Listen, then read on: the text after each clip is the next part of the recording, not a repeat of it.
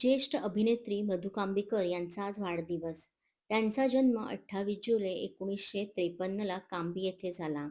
वडील हे कलाकार असल्याने लहानपणापासूनच त्यांना देखील अभिनयाविषयी आवड निर्माण झाली. वडील नाटकात काम करत असल्याने त्यांनी देखील नाटकात काम करायला सुरुवात केली. नाटकात काम करत असताना त्यांना चित्रपटात काम करण्याची संधी मिळाली आणि त्यांनी आपल्या कौशल्याच्या आणि मेहनतीच्या जोरावर मराठी चित्रपटसृष्टीत त्यांची एक वेगळी ओळख निर्माण केली. त्या एक चांगल्या अभिनेत्री असल्या तरी गेल्या अनेक वर्षांपासून त्या चित्रपटसृष्टीपासून दूर आहेत.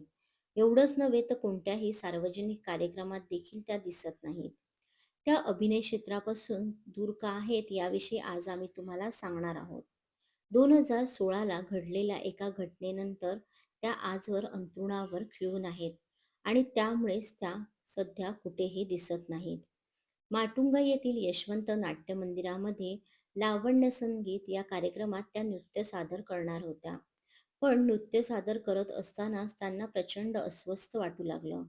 तरीही त्यांनी न थांबता भैरवीचे सादरीकरण केले. पण मेकअप रूममध्ये गेल्यानंतर त्यांना पक्षाघाताचा सौम्य झटका आला आणि त्यांचा उजवा हात बधीर झाला. त्यांना तात्काळ रुग्णालयात देखील हलवण्यात आले होते. पण त्यांची तब्येत खूपच बिघडली. खरं तर ह्या कार्यक्रमात नृत्य सादर करण्यासाठी त्या प्रचंड उत्सुक होत्या. कारण तब्बल 12 वर्षानंतर त्या नृत्य सादर करणार होत्या आणि त्यासाठी त्या कित्येक महिन्यांपासून तालिमी करत होत्या. वयाच्या 60मध्ये अशा प्रकारच्या तालिमी केल्याने त्यांना शारीरिक आणि मानसिक ताण झाला होता. पण जिद्द मोठी असल्याने त्यांनी हे नृत्य सादर केलं होतं. पण हे नृत्य सादर केल्यानंतर त्या बेशुद्ध पडल्या आणि उपचारासाठी परळमधील ग्लोबल हॉस्पिटलमध्ये त्यांना दाखल करण्यात आलं. प्राथमिक चाचण्या केल्यानंतर त्यांच्या मेंदूमध्ये रक्ताच्या काही गाठी झाल्याचे डॉक्टरांनी सांगितलं होतं. अतिदक्षता विभागात काही महिने त्यांच्यावर उपचार देखील सुरू होते. पण उपचाराला त्या म्हणाव्या तसा प्रतिसाद देत नव्हत्या. याच गोष्टीमुळे आज अनेक वर्षांपासून त्या अंथरुणावर खिळून आहेत. 2018 साली झी चित्र गौरव पुरस्कार त्यांना मिळाला होता. त्यांचा हा पुरस्कार त्यांची सून शीतल जाधव यांनी घेतला होता. त्यावेळी शीतल जाधव यांनी आपल्या सासूचं कौतुक केलं होतं. अशी सासू मिळाली हे मी भाग्य समजते असं म्हटलं होतं.